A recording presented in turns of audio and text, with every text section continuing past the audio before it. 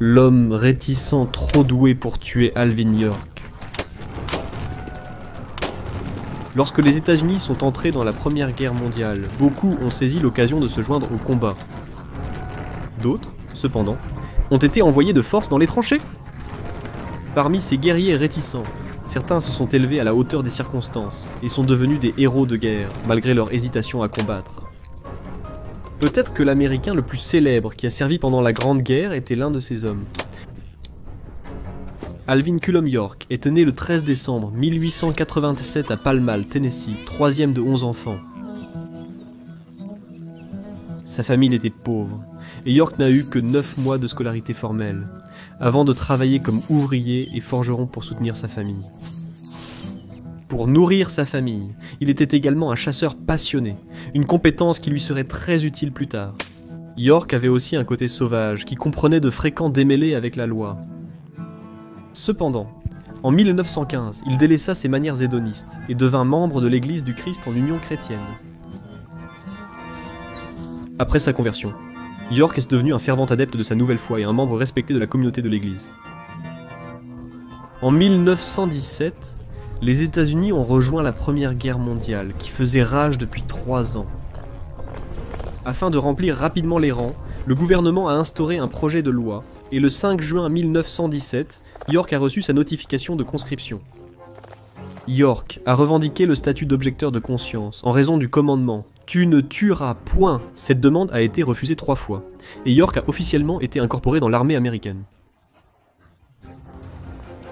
York a été envoyé au camp Gordon, en Géorgie pour sa formation, et a été affecté au 328e régiment d'infanterie, 82e division d'infanterie surnommée la All-American, car elle comptait des membres de tous les 48 États de l'époque. Tout au long de sa formation, York s'est révélé être un soldat capable et un excellent tireur, bien qu'il ne pouvait toujours pas concilier ses croyances avec les devoirs d'un soldat. Il a fait part de ses préoccupations au major Edward Buxton, son commandant de bataillon. Plutôt que de renvoyer York, Buxton s'est engagé dans un débat de plusieurs heures, les deux hommes se référant à la Bible pour soutenir leur point de vue. York se concentrait sur des passages concernant le fait de tendre l'autre joue, et d'autres passages prônant la non-violence, tandis que Buxton citait des versets soutenant le combat, la vente de sa cape pour acheter une épée, et l'obéissance aux autorités. York a quitté la réunion toujours engagé dans son pacifisme, mais a sérieusement pris en compte les arguments de Buxton. Pendant son congé, il a prié et jeûné pour obtenir des conseils, et s'est convaincu qu'il devait faire son devoir et combattre, indépendamment de ses propres doutes personnels. York et la 82e division ont été envoyés en France en toute sérénité. York a notamment participé à l'offensive Meuse-Argonne, débutée le 26 septembre 1918.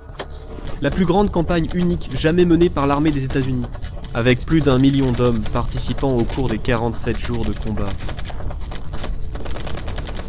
Après des années de combat, les Allemands étaient très expérimentés et avaient construit un réseau de défense élaboré pour tenir le terrain qu'ils avaient pris. Les Américains inexpérimentés se sont jetés dans le hachoir à viande et leurs attaques ont calé. Le 8 octobre, des membres du 2e bataillon, 328e régiment, 82e division d'infanterie, dont le caporal Alvin York, récemment promu, ont renforcé les positions à la colline 223, attaquant les Allemands fortement retranchés. Ils ont réussi à chasser les Allemands de la colline, mais pour continuer l'avance, ils devraient entrer dans une vallée escarpée sans couverture discernable. Pour compliquer encore les choses, les Américains sur les flancs gauche et droit étaient bloqués par une résistance obstinée, laissant le bataillon avancer seul. Comme si cela ne suffisait pas, le bataillon avançait vers le nord-ouest, bien que plus tôt ce matin, les ordres aient été modifiés et qu'ils étaient censés attaquer à l'ouest. Le messager portant l'ordre a été tué avant de livrer le message, laissant l'unité sans soutien. Le peloton de York a commencé leur attaque contre les lignes allemandes, dirigées par le lieutenant Kirby Stewart. Alors qu'ils atteignaient le centre de la vallée, Stewart a été touché par une rafale de mitrailleuses et tué, passant le commandement au sergent Harry Parsons. Parsons a noté qu'à gauche de leur avance se trouvaient des positions de mitrailleuses allemandes, et a ordonné à 17 hommes, dont le caporal Alvin York, de les faire taire.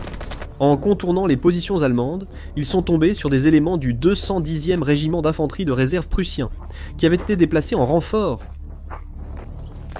Les Allemands se reposaient après une marche forcée la nuit précédente et avaient tant mis de côté leurs armes lorsqu'ils ont été confrontés aux Américains. Surpris, les Allemands se sont rendus. Sur une colline voisine, les mitrailleurs allemands ont repéré la situation et ont braqué leurs armes sur les Américains. Ils ont crié à leurs compatriotes de se mettre à l'abri avant de déchaîner un torrent de feu sur les Américains, touchant à la fois les Doughboys ainsi que leurs compatriotes allemands. Sur les 17 Américains, 6 ont été tués sur le coup et 3 ont été blessés. Alors que certains des soldats restants gardaient les prisonniers de guerre, York était maintenant le sous-officier supérieur des 8 restants capables de résister. York a avancé vers une meilleure position, à environ 50 mètres des Allemands.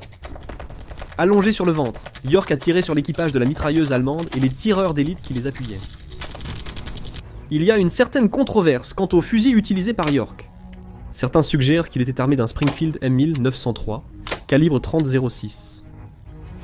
Même sa statue à Nashville, Tennessee, le représente maniant cette arme à feu.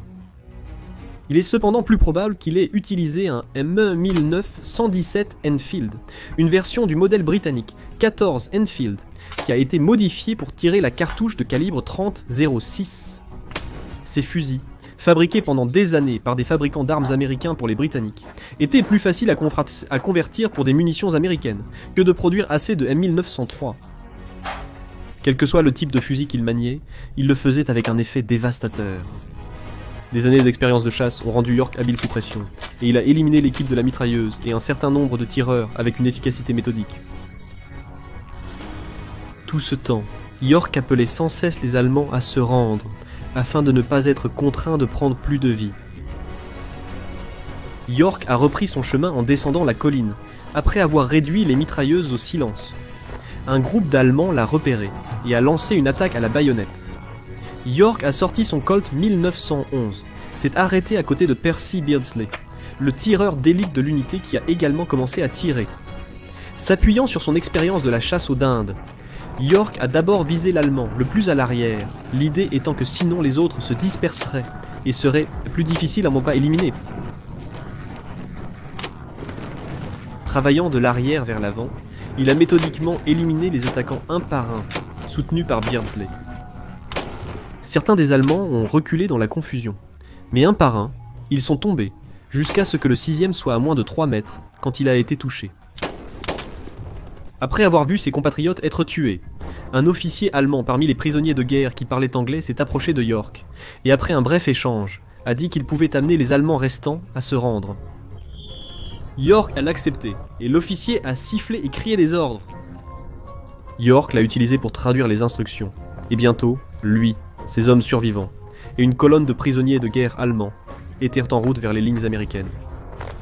Lorsque le groupe a atteint une zone arrière, un officier a dit à York « Eh bien, York, j'entends dire que tu as capturé toute l'armée allemande. » York a répondu « Non, monsieur, je n'en ai que 132. » Pendant son action pour faire taire la mitrailleuse et stopper l'attaque à la baïonnette, York a tué 25 soldats allemands. Grâce à cet exploit, York a été promu sergent et s'est vu décerner la croix du service distingué. En avril 1919, une révision de ses actions a permis d'élever cette récompense à la médaille d'honneur. Il a également reçu la croix de guerre française et plusieurs autres médailles étrangères. Après la guerre, York est rentré chez lui au Tennessee et a essayé de se réintégrer dans la vie qu'il avait laissée derrière lui. Il a utilisé sa célébrité pour des œuvres caritatives, la plupart d'entre elles visant à améliorer la vie des habitants des Appalaches appauvris. Pendant la Seconde Guerre mondiale, York a rejoint le corps des transmissions de l'armée américaine en tant que major, malgré des problèmes de santé l'empêchant de participer pleinement. York a eu un accident vasculaire cérébral en 1954 et a passé ses 10 dernières années en mauvaise santé, décédant le 2 septembre 1964. Bien qu'hésitant à rester sous les projecteurs, York a accepté que son histoire soit racontée dans un film. En 1941, le film Sergent York est sorti dans les salles de cinéma, avec la légende d'Hollywood Gary Cooper dans le rôle principal. C'était l'un des films les plus rentables de l'époque, et un film qui a gravé le nom d'Alvin York dans l'histoire.